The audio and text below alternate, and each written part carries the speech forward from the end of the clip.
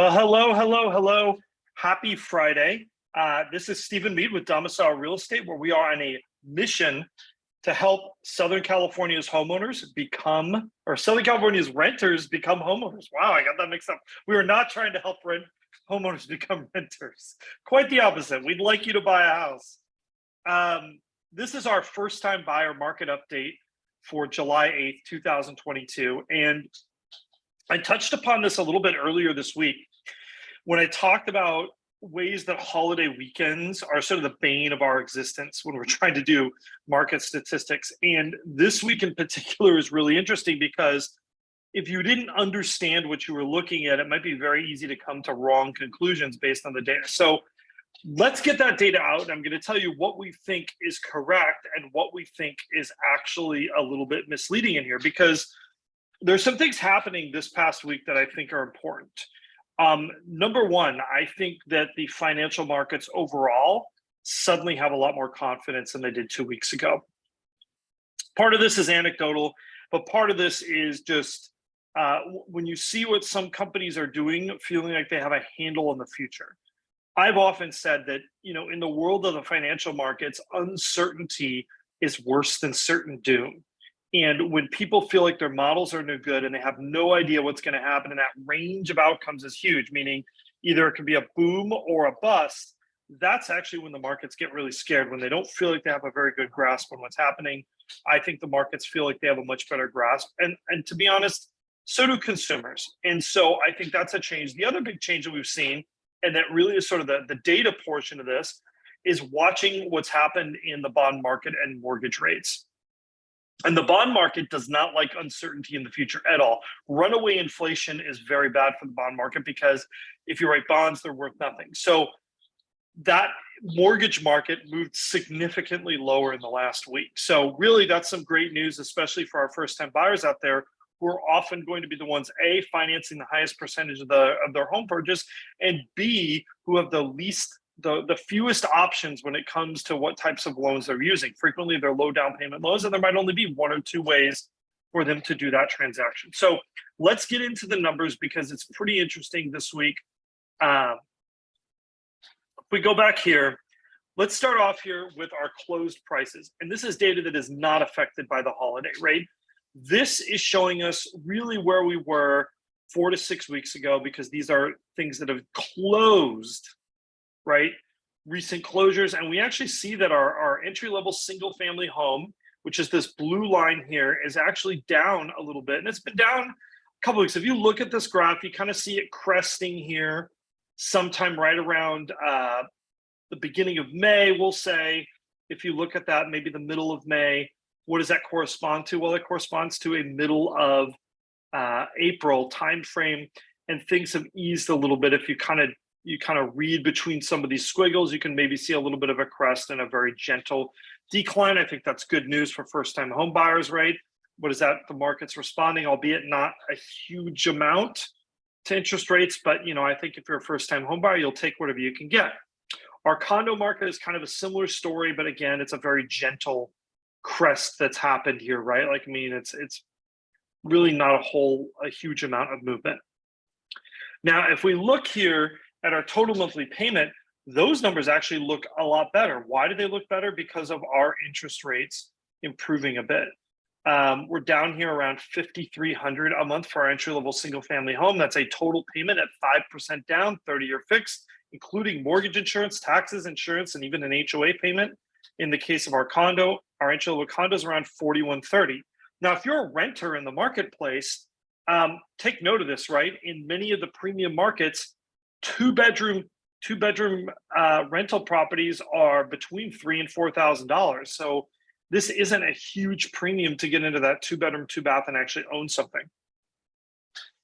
And then finally, we have our minimum household income required to qualify for those payments, right? On our entry-level single-family home, we are actually down here really right around $130,000.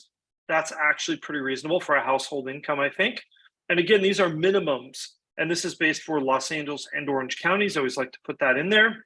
And then we are right around $101,000 for our entry-level condo. Really that means two income earners that are $50,000 to $60,000. in a household could afford to buy a condo and actually own something, right? So, it's not all bad news in here if you are a first-time home buyer. Now we're going to get into the stuff that I think might actually be affected a little bit by a holiday weekend. So we have absorption rates that are 63 and 60. What are these? Very weak sellers markets, or maybe probably close to a neutral market, but I think it's a little bit misleading. And the reason I think it's misleading is this. We see a little bit of kind of a seesaw effect when we have a holiday weekend, and that's because sellers and buyers do not react the same way to holiday weekends. So what happens with sellers is the whole week before a holiday weekend, sellers don't want to put their homes on the market, right? So you see reduced inventory that week before. Then what happens right after a holiday weekend? Well, then a bunch of sellers put their homes on the market. Sometimes these effects even out, but sometimes they're disproportionate and that timing is off. And what it does is it means those absorption rates can be off, as well as new listings hitting the market, as well as that 14-day sort of still on the market. All those stats can be affected by this.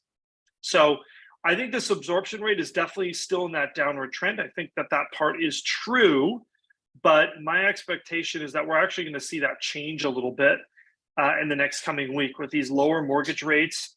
I think this number might bounce back a little bit. So I think it's going to be in the 90s. No, I think it is still a much improved market for first-time home buyers.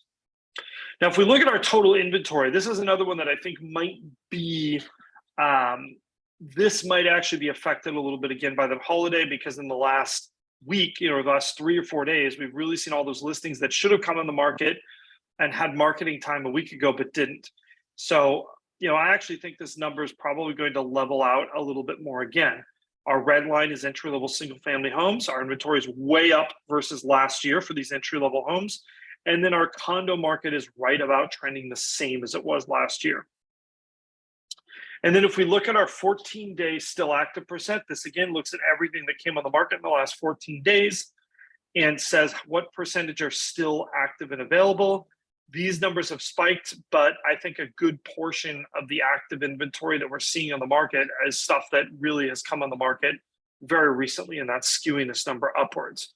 Finally, I want to talk about our weak supply of homes.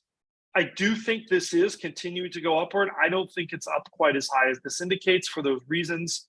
This is one of those moments, I think, where if you don't look at the big picture, you could make a mistake.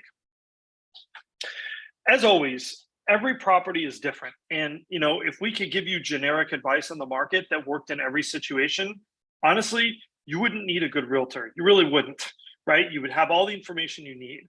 But that isn't how our market works. That isn't how any real estate market works. The fact is that these homes and these neighborhoods and these price ranges are all sort of unique, and they all have their own wrinkle, right?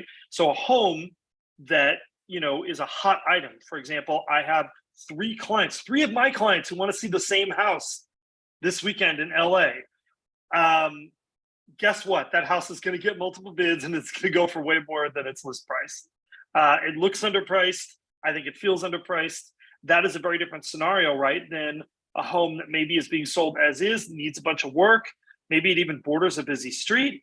That home is going to have a very different marketing experience right now than the aforementioned one that is underpriced and has a bunch of interest. So you have to bear that in mind. But if you want to make some generalizations, I think what we're seeing is some trailing data. One of the things I've talked about in the past is this idea that our market gets a shock to it, and then it takes about 30 days for sort of consumers and buyers and everybody to sort of unfreeze and get used to the changes. I think we're seeing that, getting used to the changes. We've seen our own buyers reach out to us.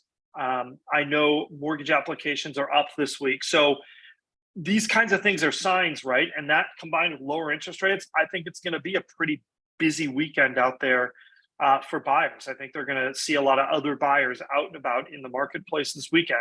We don't have the numbers that show that quite yet, because those homes that will be going into escrow that are going to contribute to next week's numbers haven't happened yet. Anyhow, happy Friday. As always, we are happy to lend you our expertise, but if you would like the one-on-one version, and you should be owning a home, or someone that absolutely should be owning a home, definitely reach out to us. If you're in the Southern California area, we would love to work with you. And even if you're not in the Southern California area, but you like how we do things, we can send you in the right direction to an agent in your area. Don't forget to like, subscribe, and hit that notification bell. And we will see you again real soon.